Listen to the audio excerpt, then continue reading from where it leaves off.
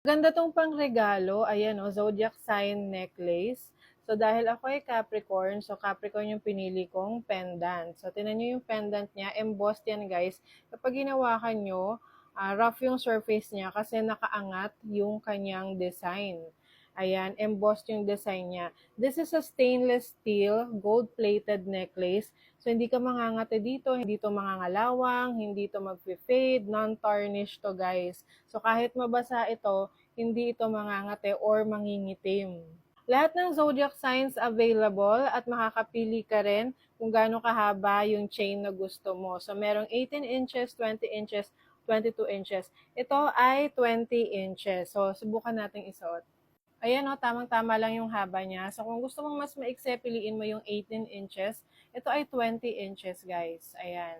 This is only 70 plus pesos guys. So talagang napakasulit at ang ganda ng quality niya. So i-check out niyo na rin.